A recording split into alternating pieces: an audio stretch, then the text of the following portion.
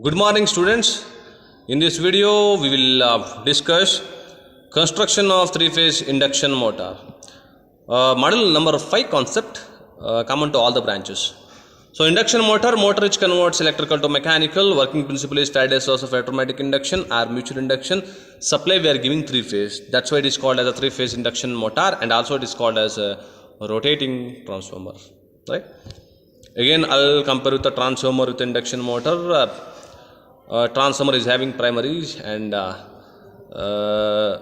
secondary, but in the induction motor, primary is stator, secondary is rotor, right? So construction part same as a induction, same as a synchronous generator or alternator AC generator. So this one is AC motor, right? Induction motor is called as AC motor. So same thing will be there, but the working is different, right? So construction feature we'll see one by one.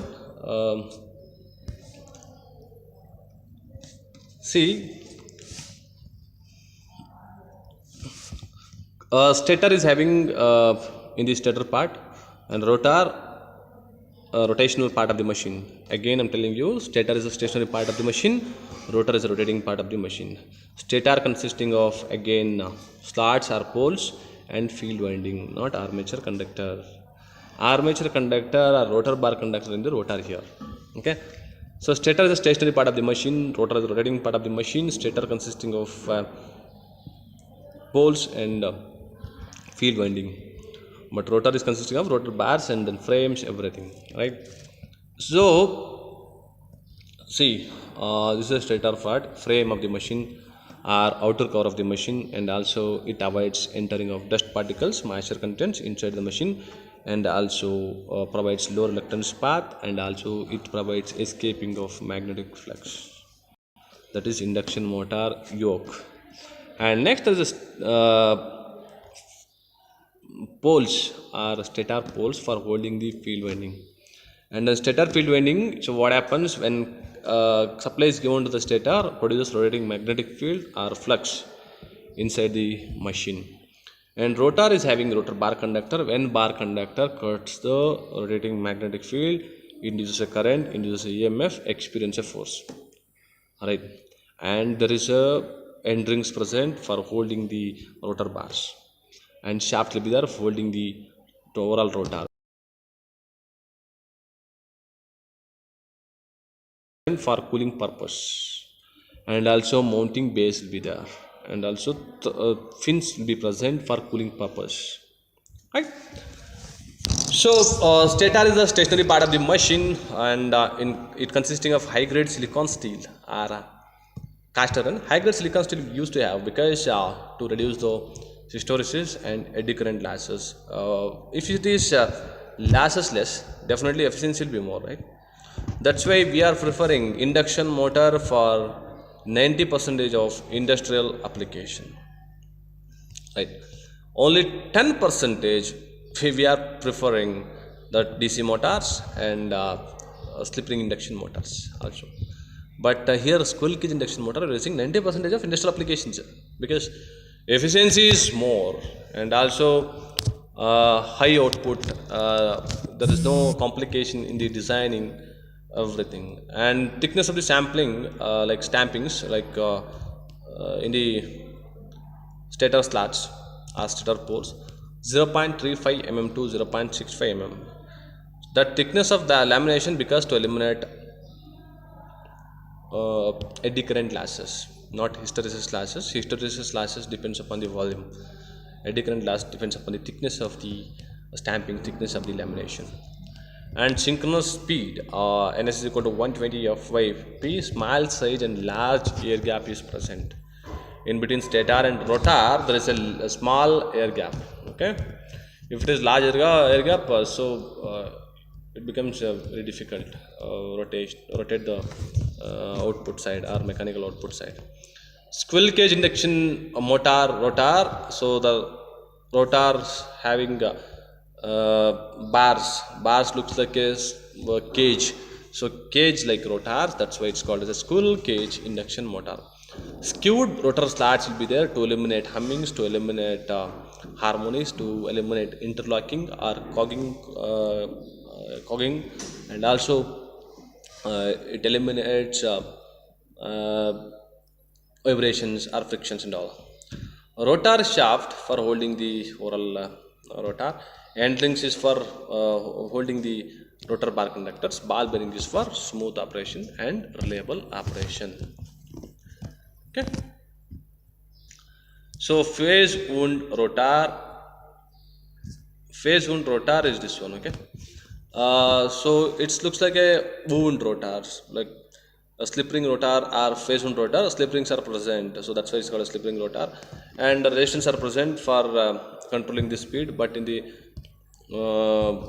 squirrel cage induction motor, we cannot control the speed, so by varying the resistance, but resistance are present, slip rings are present, but there is no slip rings, right?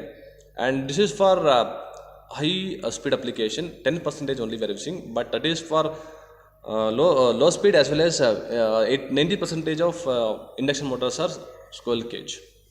See, windings are same as stator winding and rotor winding. Okay.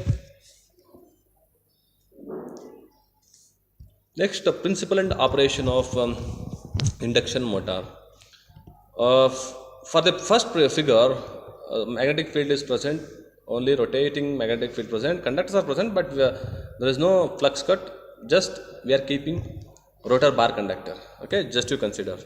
And rotating magnetic field is rotating like this. When bar conductor crosses the magnetic field, induces EMF in the bar conductor, that is circular magnetic field, right?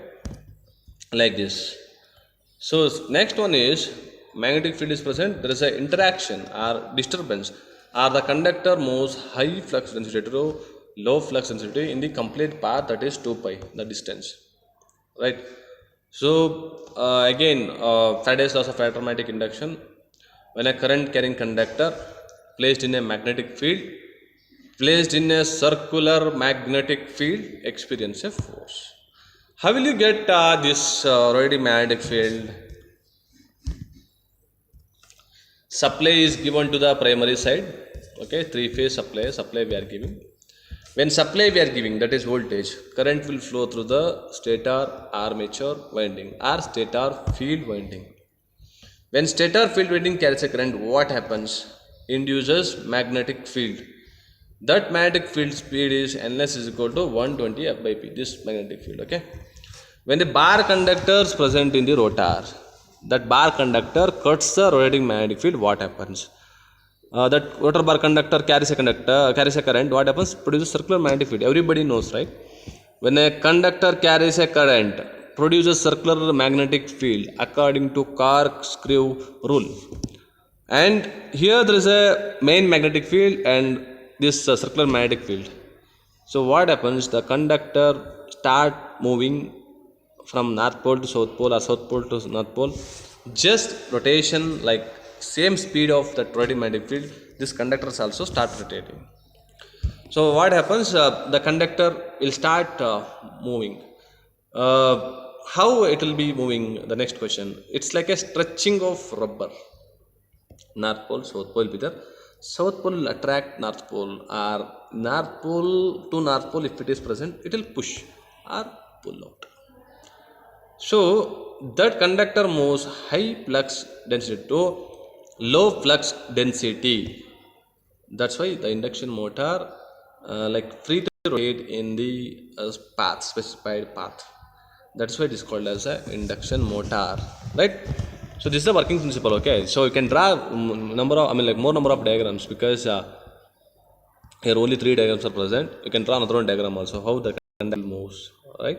So this is a principle of operation. See, supply we are giving. This is a, don't confuse, okay? Don't confuse. This is stator.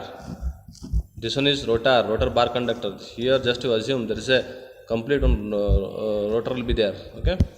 Same here also, one rotor will be there. Rotor will be there. Okay. Rotor bar conductor is present. So this is how the principle and operation of induction motor operates. Thank you. Next we'll see constructional part, and also in construction part over, next we'll see rotating magnetic field, starter, delta starter, and also slip and its significance. Okay, thank you so much.